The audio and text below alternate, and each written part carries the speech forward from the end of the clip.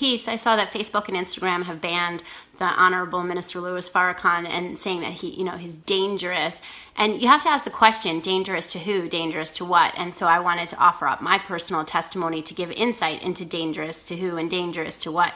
I am a Caucasian. Obviously, I have a Caucasian man. I have 6 Caucasian children. I don't fit the profile of somebody that is supposed to be learning from the Nation of Islam. However, I was brought into the teachings by Dr. Khalid Muhammad.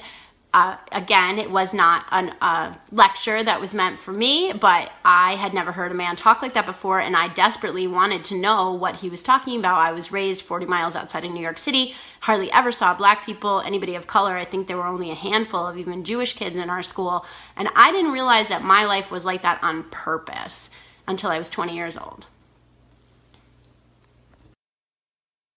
So growing up for 20 years in a Truman Show-like reality where everything was orchestrated just so like you didn't see the cracks in Caucasian society and you just kept continuing it. I was not that kid. I never really fit in well. And so when I heard the voice of Dr. Khalid Muhammad, I really had to know what he was talking about. So thankfully, there was plenty of lectures out there from the Honorable Minister LOUIS FARRAKHAN, and I, for the first time ever, felt like I had a minister, I had a spiritual guide, I had a director showing me love, teaching me. He's the one that taught me about Jesus. I was this uppity, rebellious, liberal white girl. I didn't have any respect for people in religion. I didn't have any respect for scriptures. He taught me everything. He taught me to respect all cultures and religions. He taught me so much.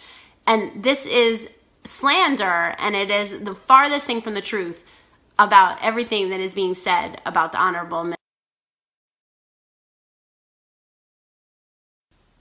And if you think about using the language, hate group and dangerous, there's not any actual facts to back that up. That at this point is just, slander. It's just something that is rhetorically said to just scare you away, like, oh, there's nothing to see here. But if you think about like the power of 1 2-hour lecture on VHS had on me, and Dr. Khalid Muhammad didn't have any love for Caucasians, nothing but fire, but yet that had the impact to completely change my way of thinking and really transform how I critically thought about all things that I had ever been taught in my whole life.